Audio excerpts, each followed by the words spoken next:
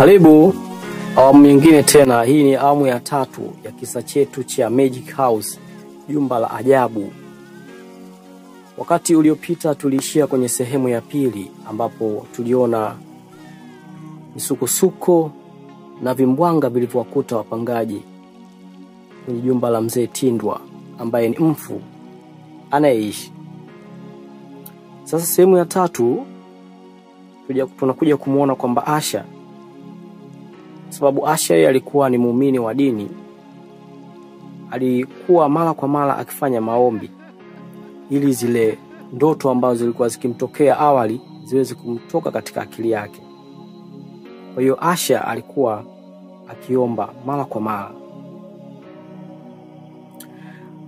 Lakini Asha alikuwa na silaha moja tu ambayo alikuwa akitegemea. Alikuwa na kijitabu kidogo, mfano Biblia, ndicho kilichokuwa kikimsaidia huyo Asha. Kwa mara nyingine tena sauti ilisikika ikisema,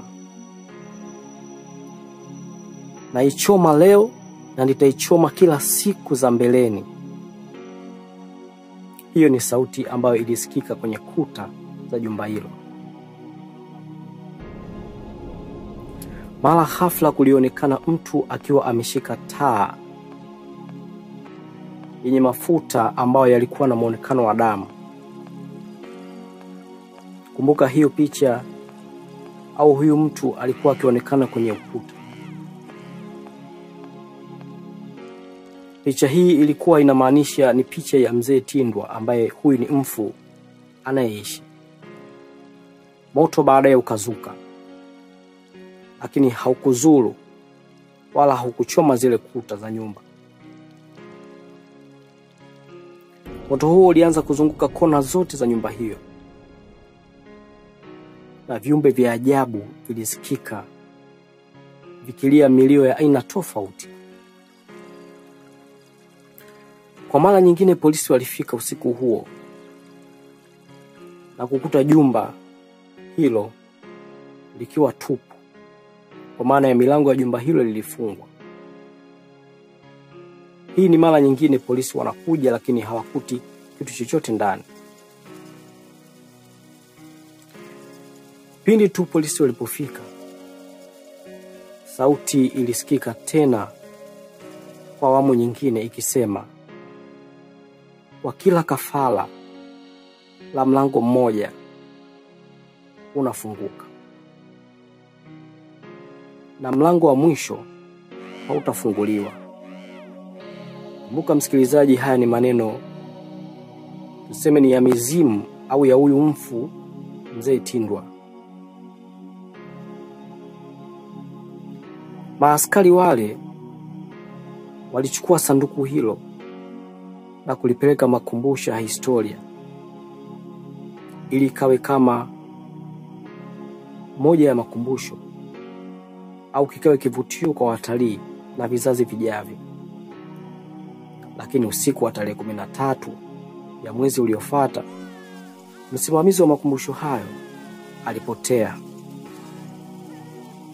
Kamera zilimuonyesha akifungua sanduku, kisha moshi mweusi ukatoka na taa zikazima. Hii ni jinsi gani mzimu ama huyu mfu mzee Tindwa alivyokuwa na nguvu.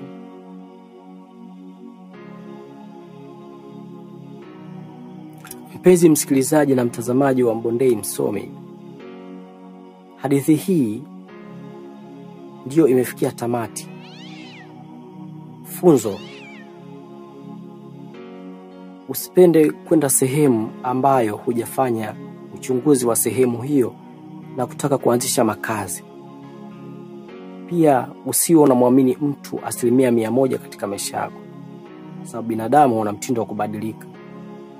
Funzo hilo tumelipata kwa Baba Chui. Baba Chui alikuwa ni miongoni mwa wapangaji waliokuwa wanapatikana kwenye jumba la Magic House ama jumba la maajabu.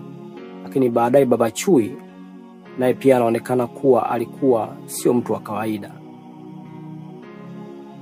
Jina langu naitwa Mondei Msomi, ndio storyteller wa story hii, na hii ilikuwa ni sehemu ya 3 ambayo nimeifunga. Kwa story zetu zote, kama wewe ndio mara yako ya kwanza, tafadhali subscribe, like na comment ili kuwa kwanza kupata video zetu zote hapa Mondei Msomi. Tukutane kipindi kijacho.